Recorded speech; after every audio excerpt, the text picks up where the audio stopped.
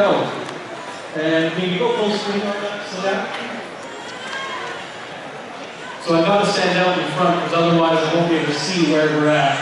So, my name is Bryant-Scott. I am the rector of an Anglican church in Fairfield, St. Matthias Church. And about 11 months ago, I agreed to be the refugee coordinator for the Anglican Diocese of British Columbia. The Anglican Diocese of British Columbia has been sponsoring refugees since the late 70s. And many of you here actually have been involved in sponsorship of refugees from that time up until now. Now, typically, the sponsorship of refugees was a bit of a challenge. We were doing about 2 to 4 sponsorships each year. So 2 to 4 families would be coming to Vancouver Island. And also on Vancouver Island, there would be a few other groups that had agreements with the federal government. They're known as sponsorship agreement holders, or SAWs for short. Sponsorship agreement holder, SAH, SAW. And so there were probably maybe 5 to 6 families that would have been settled here on Vancouver Island.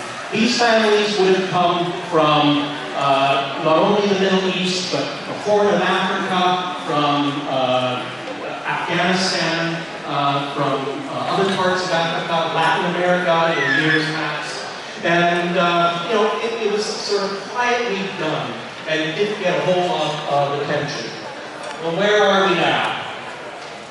Right now, my guesstimate, because I don't have precise numbers, is that there's about 75 to 80 groups here on Vancouver Island that are involved in the private sponsorship of refugees. Roughly about 55 of those groups are in what we would call Greater Victoria.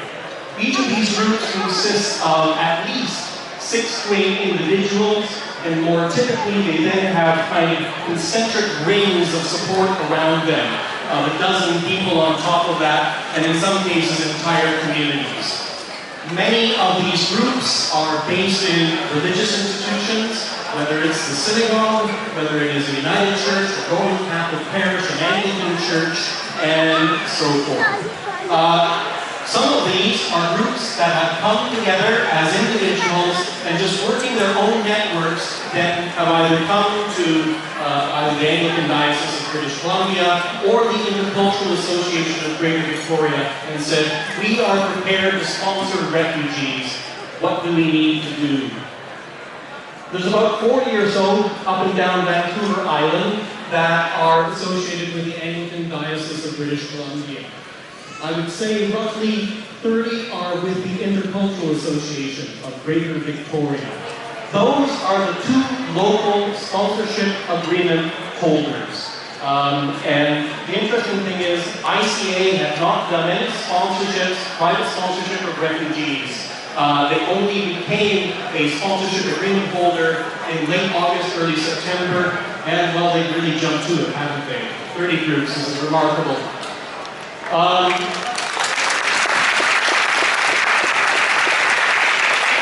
There are other groups that work more regionally in British Columbia or nationally. The United Church of Canada, for example.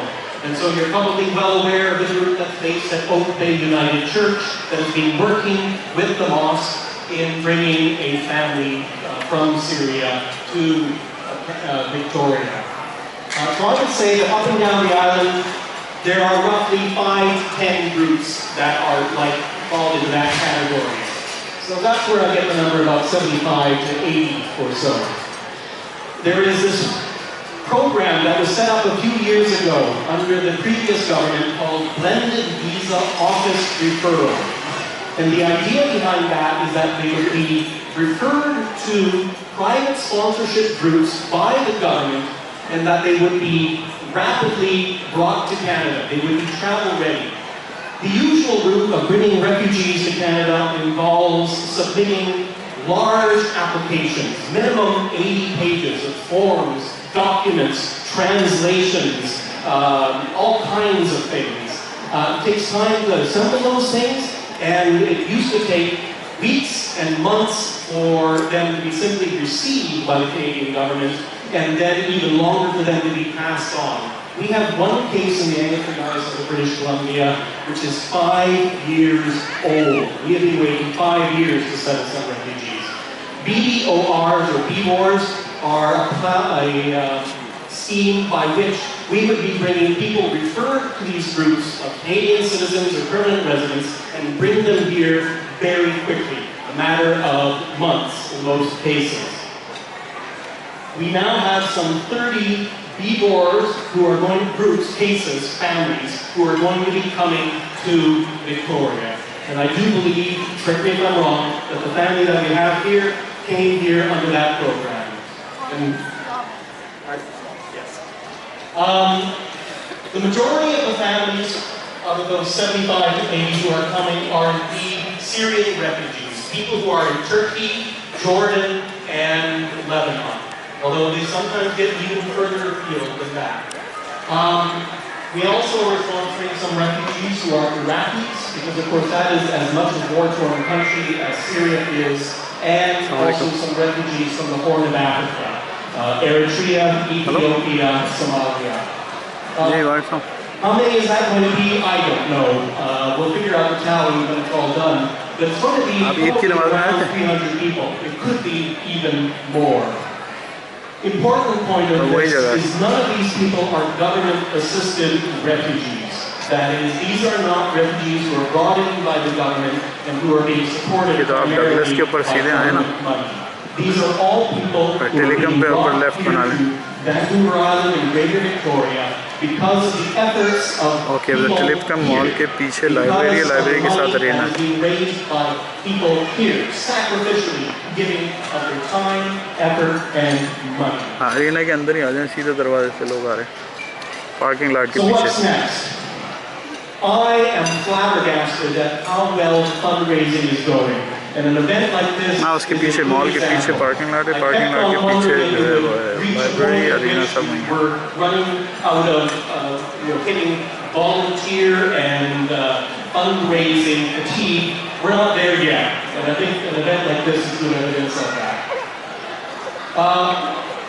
We don't have all the refugees here. They are yet to come, but they will come. My bet is that they'll be coming in groups of 6 to a dozen, maybe as many as 20. Over the coming months of 2016. The service providers, the city, the province, school boards, NGOs like ICA and Works have all been working very hard to figure out how best to receive these people. And perhaps because they are government officials, they're also trying to figure out how to fund all of these things, because these are challenges. What is also very encouraging is that Immigration, Refugees and Citizenship Canada, the old CIC, now IRC, is speeding up the process of bringing refugees to Canada because they're sending more field officers out. They're sending more visa officers out in the field, and they are accomplishing great work at moving through these large numbers of families and individuals and sort of hopefully simplifying what was very often a very cumbersome process. There are some challenges ahead. One of the challenges that has been highlighted in the media very recently, and I see the politicians taking notes, is that we need funding for language classes. I don't know about you, but I think it's unacceptable that there are waiting lists of 6 to 9 months for people to take English classes in Greater Victoria.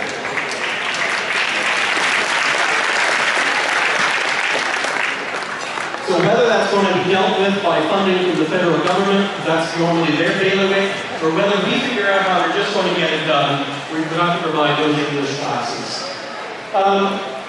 We haven't hit volunteer fatigue yet, but there's a lot of people who are working really, really hard. And how are they going to continue to get the support that they need?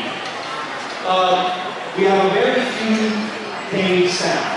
1.5 people, I think, working over at ICA, or maybe half or one more there. The Anglican Diocese of British Columbia has hired 2 part-time temporary staff. I'm supposed to be a full-time priest in the parish, so I'll probably be giving about 70% of my time to this work. That's not sustainable. And so we need to be looking, if we're going to continue this work, if we're going to sustain it over the next 12 months, how do we fund that? That's probably an issue for the NGOs more than anybody else. The application process for the local referrals, the 80-page documents that we need to submit, we've got to do something. I'm really hoping that the federal Liberal government, when all of this is said and done, perhaps even sooner, sit down and say, how can we make this process better? How can we streamline it so that we do not have families wait 5 years to come to Canada? There's a real push on right now, but is it going to go back to business as usual after this crisis supposedly is over? One of the big challenges was we were creating all kinds of groups that wanted to sponsor refugees, wanted blended visa office referrals, but we were unable to get them because there was just no supply of them. Fortunately, this last Tuesday, the federal government came through with 200 blended visa office referrals. These were referred to the 98 sponsorship agreement holders across the country. We grabbed about 5. We'll be getting 100 more every week until the demand for these groups is being satisfied. You might be asking yourself, well, I want to be more involved in supporting refugee work than simply showing up to a dinner. I want to be involved in doing things. So my recommendation is you meet together with a group of your friends, families, colleagues, or whoever. Talk about whether or not this is something you want to do, and then contact either the Anglican Diocese of British Columbia at refugeecommittee@bc.anglican.ca, or contact the people over at Intercultural Association, or work your connections with that church that you haven't attended for the past 10 years, and just find out if they are a sponsorship agreement holder and work with them. That's probably the fastest way to get involved in this kind of work. If you can't get involved in actually being part of the sponsorship group, write a check. I'm sure there are a number of individuals over here who would happily receive very large checks to assist bringing refugees. There's more ways, but we can talk about that in a few later.